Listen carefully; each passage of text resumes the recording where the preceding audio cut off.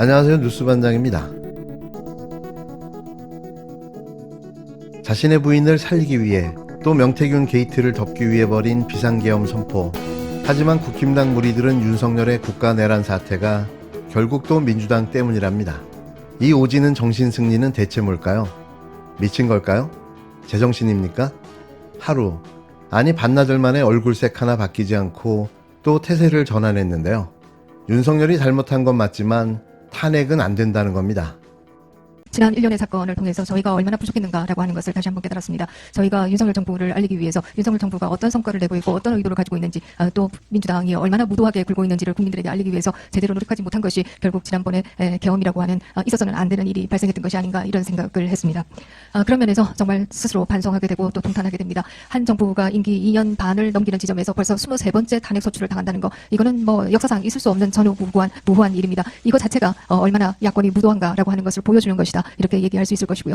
특히 검찰, 경찰, 감사원의 특활비 등을 대거 감축하는 것은 결국 이들이 일하지 못하도록 함으로써 자기들의 불법 행위를 마음 놓고 하겠다라고 하는 의미이다, 이렇게 얘기 드릴 수가 있는데요. 이런 것에 대해서도 저희가 제대로 알리지 못했다라고 하는 것에 대해서 엄청나게 반성했습니다. 소위 탄핵 소추문이라고 하는 것의 결론이라고 하는 부분을 보면 정말 아연실색하게 됩니다. 이태원 사건을 들고 들어옵니다. 그러나 여러분들께서 잘 아시다시피 이태원 사건은 그 당시에 담당 부서인 행안부 장관이 탄핵 소추되었지만 결과적으로 기각되었습니다. 행안부 장관이 기각된 사건을 여기에 대통령 탄핵 소추문에 또 넣는다라고 하는 것은 저는 있을 수 없는 일이다, 이런 생각을 하게 되고요. 그것보다 더 기가 차는 일이 있습니다. 소위 가치 외교란 이름하에 북한과 중국과 러시아를 적대시했다. 이것이 탄핵 소추문이라고 합니다. 우리가 도대체 어떤 나라에 살고 있는가? 우리는 자유민주주의 국가와의 우선적인 우방 외교를 할 수밖에 없습니다. 그런데 북한과 중국과 러시아를 적대시했다. 이게 탄핵 소추문이다라고 하는 게 이게 과연 말이 되는가 하는 생각을 할 수밖에 없고요. 결국 눈에 보이지 않지만 이 땅에는 친미와 그리고 친북과 친중 간에 있어서의 대결이 일어나고 있는 것이고, 이 탄핵 소추문에는 바로 그들의 반란이 있는 것이다. 저는 오히려 이렇게 생각합니다. 물론 비상계엄이 잘 했던 일이다, 이렇게 생각은 하지 않습니다. 그러나 그것이 탄핵 소추문 자체를 본다라고 하면 이것은 부당하기 이를 데 없다라는 생각을 하게 됩니다. 전체적으로 본다라고 하면 윤석열 정부가 거칠고 또 투박했던 것은 사실이라고 생각합니다. 또 국민과의 소통에 저희도 부족했고 윤석열 정부도 부족했다라고 생각합니다. 그러나 우리가 다 기억하다시피 정말 서울 시내 아파트값 2배 만들어서 젊은이들을 벼락거지로 만들고, 중국과 북한의 2급 3급 비밀들 다 넘겨주고, 그리고 소위 탈원전 한다라고 하면서 전기 요금 오를 수밖에 없게 만들고, 그리고 소주성 한다라고 하면서 국가부채 400조 이상 늘리면서 일자리도 없앴던 그런 정부도 임기 잘 마치고 큰 소리 지금까지 치고 있습니다. 이것에 비한다라고 하면 정말 가슴을 칠 일이다, 이런 생각을 하게 됩니다. 국민 여러분들께서 부족하지만 저희를 좀 잘 지켜주십사 부탁드리겠습니다. 이 어이없는 주장에 단일도 동의할 수 없는데요.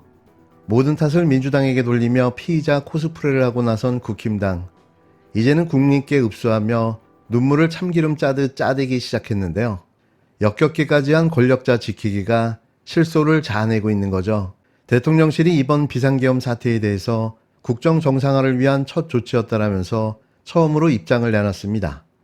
그러면서 국회에서 계엄 해제 결의안이 가결될 걸 알고 경고 차원에서 계엄령을 선포했다는 정상이면 할 수 없는 발언을 내놓았는데요. 그냥 제정신이 아닌 거죠. 4일 용산 대통령실을 다녀온 국힘당 한동훈 대표는 갑자기 태세를 전환하고 나서면서 대통령 탄핵은 막겠다고 밝혔습니다. 더불어민주당은 윤석열 탄핵 소추안은 오는 7일 표결에 붙이겠다고 예고했는데요.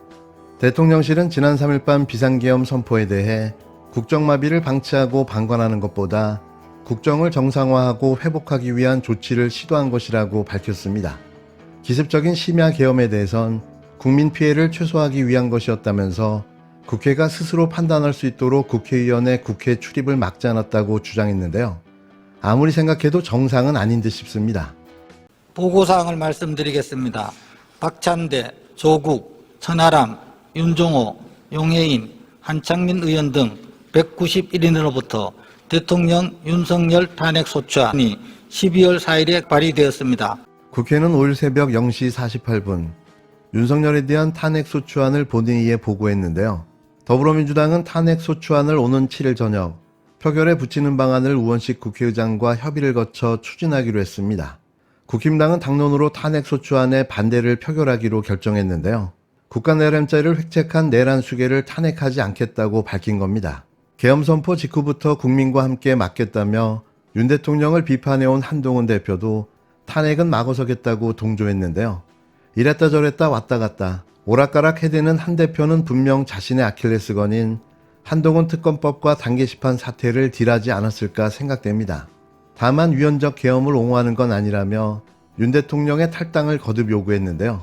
탈당이 처벌입니까? 그럼 국가내란죄도 용서해야 하는 건가요? 이게 대체 무슨 얼빠진 소리를 하고 있는 걸까요? 위헌적 계엄으로 국민을 불안하게 하고 나라에 피해를 준 관련자들은 엄정하게 책임을 져야 합니다.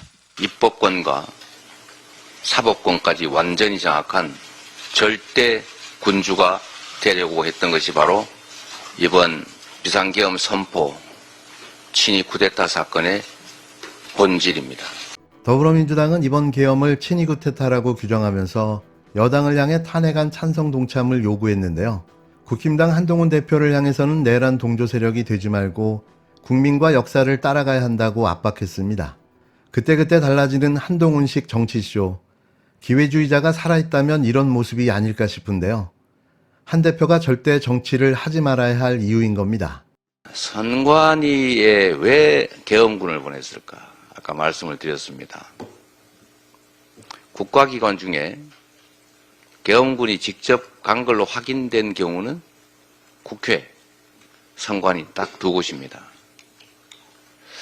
보통 비상계엄이든 쿠데타를 할 때 가장 먼저 장악하는 곳이 언론기관입니다.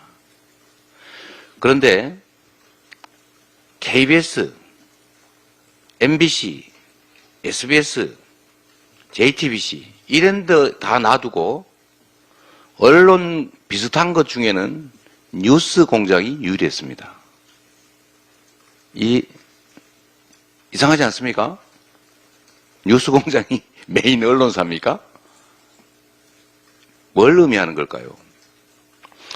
제1회 1호 포고령 내용, 그 내용에 보면 보통 추상적이고 전국적이고 광범위한 일반적 포고 내용이 들어가는 게 1호 포고령의 상식인데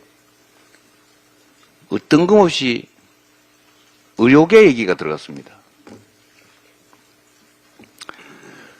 방송사도 아니고 뉴스 공장, 유튜브 시설, 그리고 체포 대상 중에 주요 정치인들이 들어가는 거야 이해를 하는데 주로 야당, 그리고 김어준 씨가 체포될 위기에 처했다는 것입니다. 재밌는 것은 야당 정치인들조차도 체포를 하기 위해서 집으로, 직장으로 개별적으로 간 경우는 지금 의장, 여당 대표, 야당 대표 셋은 확인됐는데 나머지는 확인이 되지 않습니다. 그런데 김어준 씨를 체포하기 위해서 계엄군이 김어준 씨의 집, 직장을 갔다는 거 아니겠습니까? 일반적 기준에 의하면 도저히 이해가 되지 않는 개별적이고 특이한 사례들입니다. 결론은 대통령이 사감을 가진 사람들, 대통령이 분노하는 대상에 집중됐다는 것입니다. 선관위, 선거에 대해서 매우 불만이 많지 않습니까, 대통령이? 그래서 선관위가 대상이 된 것 같아요. 그리고 선관위 관련해서 소위 부정투표 논란이 제기되고 있는 거, 그와도 관련이 있지 않을까 하는 그런 추측이 가능합니다. KBS 대신에 뉴스공장. 여러분, 뉴스공장이 중요한 언론인 모양입니다. 그러나 우리 가장 중요한 과제, 민주공화국 대한민국에서는 절대 전제 군주 왕을 허용할 수 없습니다.